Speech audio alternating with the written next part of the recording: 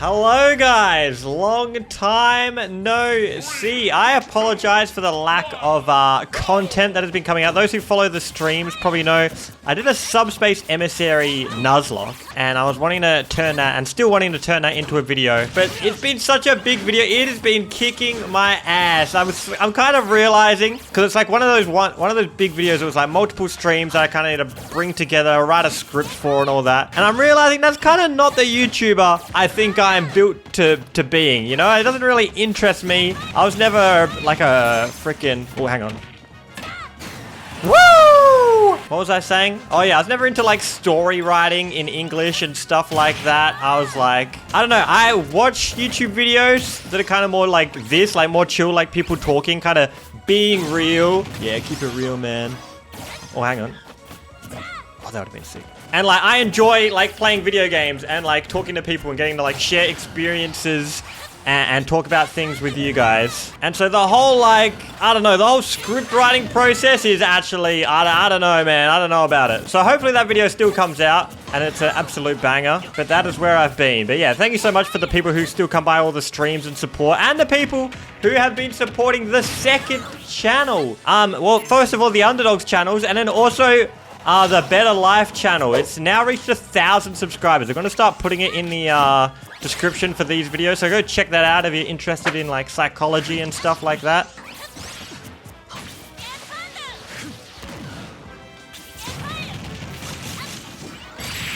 There's no way I lose. What? What? Oh, that sucks. I'm playing Game & Watch, screw this. Oh, and who saw, I need to talk about this. Who saw Francis Ngannou versus Tyson Fury? Guys, I have to explain to you the story of Francis Ngannou, because it might be the greatest human story, like that it should be turned into a movie in the world today. So recently there was a massive fight, right, between the UFC heavyweight or ex-UFC heavyweight champion and boxing heavyweight champion, and they just did a boxing match, which seems like a stupid idea. Obviously the boxing champ, undefeated Tyson Fury, is going to destroy Francis Ngannou. Crawl, look up Tyson Fury and Francis Ngannou like picture. And it's Tyson Fury on his ass on the floor. Francis Ngannou kind of beat his ass, and it was so impressive. It was so crazy. One of the greatest, like, upsets in sporting history. Other than the fact Francis lost by split decision by 1 point, which means a judge thought he won, a judge thought he lost, another judge thought he lost by 1 point, and he didn't get the overall victory. But man, people are up in arms about it because a lot of people think that Francis should have got that W. But even the fact that it was close is ridiculous. Alrighty then. But yeah, Francis, the UFC guy, also scored the only like knockdown of the fight, which I won't show you guys because I don't want to risk this video getting like copyrighted. But look, this is the UFC guy, right? This is the UFC guy the day after the fight. Look at this guy. This is the boxing world champion. He got messed up, man. He should have lost this fight. Like, he won, I think, technically, I guess. The judges gave it to him based on, like, points, because he's, like, he technically landed more hits, like little jabs to the face, even though they weren't doing anything. Like, look at this black eye. And look at this. I guess he's got two black eyes, but, you know, it's different. But Francis's story, man, is just absolutely ridiculous. It should be a movie. I'm gonna just give it to you guys right now. There's an amazing like YouTube video documentary on it, which I will link in the description if you want to hear more about it. But it's just so crazy. So he grew up in like Cameroon, right? In Africa. Super poor family. Like, his parents were divorced, and when he went to school, he couldn't even afford like a pen or a book or anything, and it was just like he sometimes didn't have shoes or clothes, and he ends up getting kicked out of school because he can't afford any supplies like pens or pencils or anything. And so when he gets to age 10, he starts at age 10, right? He goes and starts working in sand mines, which is where you literally just mine sand. Like, think about Minecraft, bro. You just mine sand, because I guess people use sand for all kinds of things, like glass, I guess. You use that in Minecraft, or concrete. all this random stuff. He just starts mining sand at age 10, which I think low-key kind of helps him get super buff because he's an absolutely jacked human being. But yeah, so he's doing that, right? Then his dad dies because they're so poor they can't afford any hospital stuff. And he's like, man, he looks at his, he said he looked at his mom and he was like, man, I'm gonna need to kind of provide and help her like not die. What am I gonna do about this? Then one day, his friend or someone shows him a video of Mike Tyson, like the crazy boxing champion guy who says a lot of things that should not be repeated, but now it's kind of a chill, humble guy who like just smokes a bunch of weed or something. That's my analysis on Mike Tyson. And he's never seen like boxing or anything like that before, right? Because he's just grown up so poor, has no TV or anything like that. And he goes, man, I want to do that. I'm a big, strong African guy, and I want to beat some people's ass. I want to be a boxer, just like Mike Tyson. But obviously, he can't become like a boxing champion where he lives in Africa and he's super poor and all that. And so he's like, I've got to get out of here. And then listen to this. This is a process to get out of freaking Africa where he lives, right? They kind of have these trucks, these little tiny like pickup trucks, or we call them utes in Australia. Oh, Papa Rocket.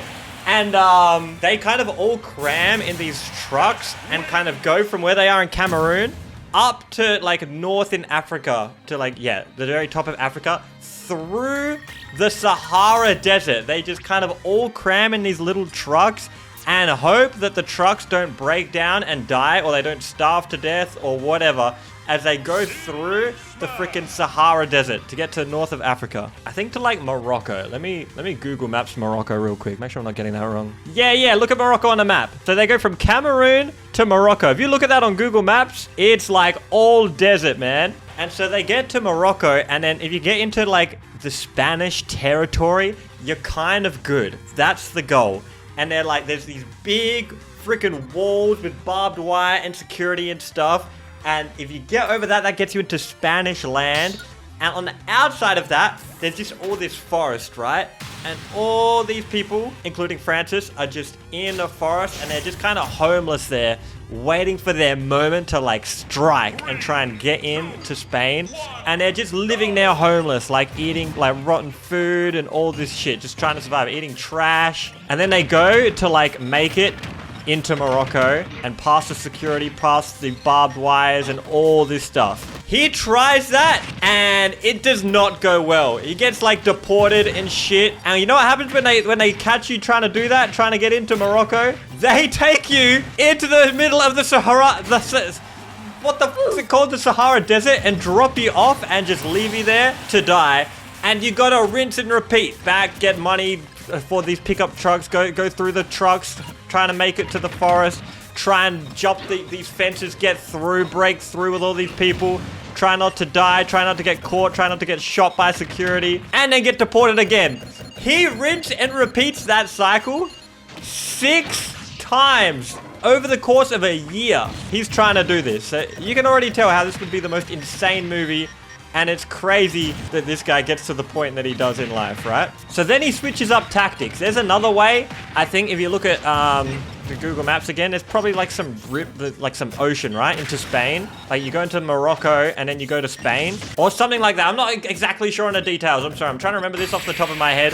Feel free to once again check out the YouTube video. But they're going, and you can go on boats instead is the other thing. If you can't get over the fence, you can go on boats, go in the ocean, and then try and get into Morocco. And so they cram, once again, like a bunch of people on these little inflatable boats with paddles, and you try and paddle through the ocean to get into Morocco. And they go to do it, and there's massive ass waves. He's explaining it. Like, there's some big ass waves. This is on the Joe Rogan podcast, I think he explains this. And they're just crashing, and he said it's like movies, like how big these waves are.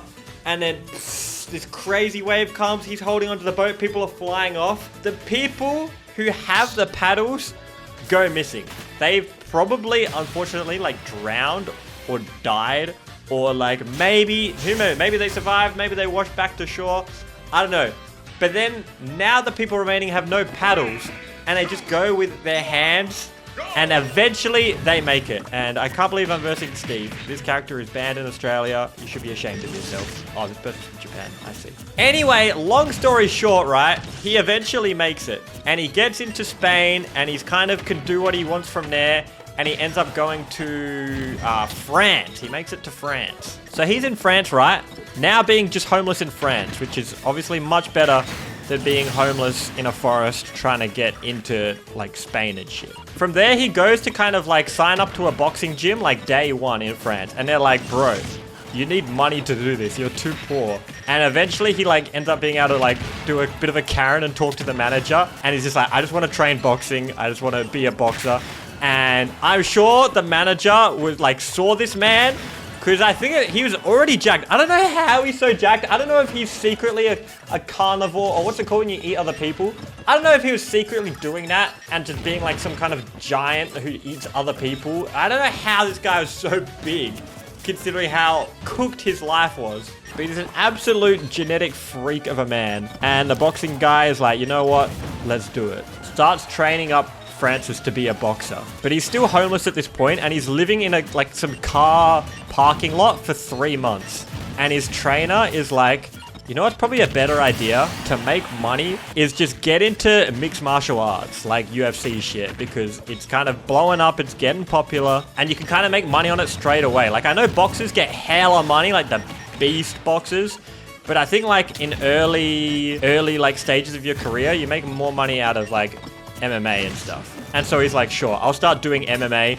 And he just starts destroying people. I assume a lot of it has to do with his crazy genetics and like punching power, combined with just he's probably training non-stop at this like gym that does boxing and martial arts to get good, because he's got nothing else better to do, really. And so eventually he gets a contract into the UFC, which is kind of like the MMA, the NBA of mixed martial arts. And this is crazy because he's like the martial arts, he started training when he's 27 years old, guys. And that, if you think of pro sport athletes, how young do they start? It's like so, like, yeah, like kids, you know, is when you start training to become like the best at a sport.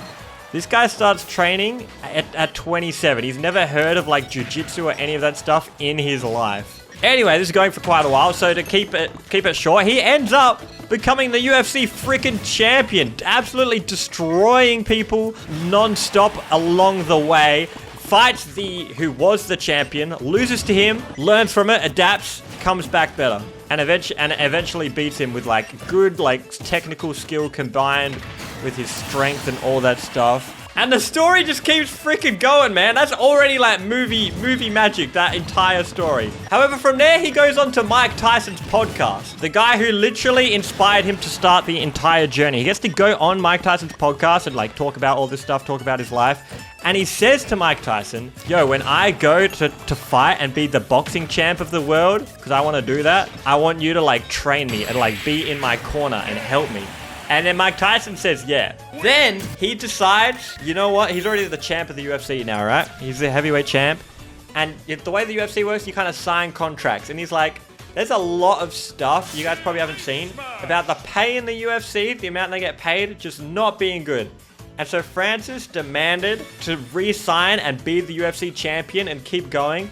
He wanted the UFC to like up the amount of money they pay and cover like the healthcare and stuff of all fighters who joined in the UFC, even like the lowest level ones. And the UFC refused, and so he kind of left, and people were making fun of him, saying he's completely like ruined like his chances to make heaps of money because he's leaving the UFC, which is like the premier organization, and he's not going to make money anywhere else. Ends up getting signed by this other place called the PFL, and eventually does get paid a shit ton of money to join them. And it's a bit of like an I told you so moment.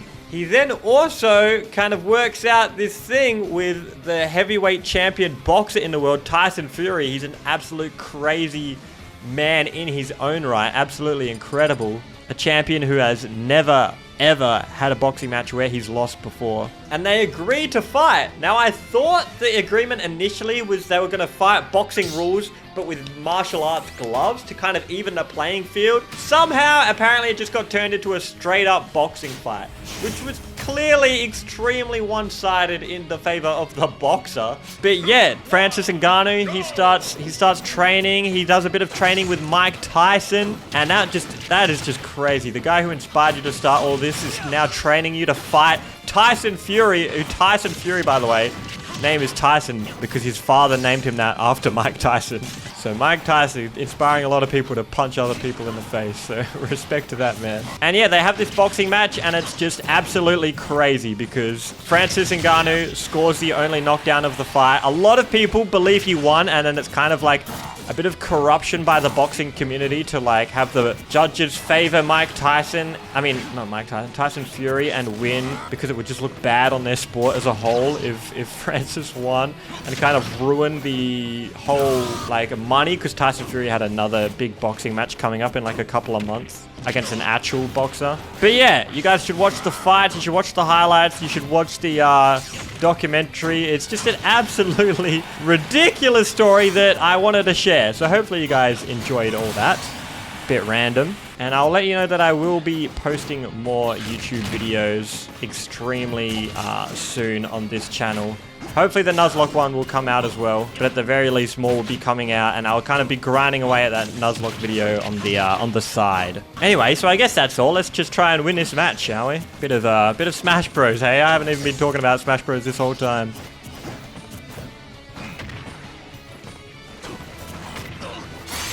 Oh! Hey, he's still got it. That's a true combo, by the way. Just very, very risky to go for. Yeah, I hope you enjoyed that video. Hope you enjoyed the little story time. Make sure you subscribe to Better Life down in the description below. Check out the underdogs. I'll start posting more. See you guys later.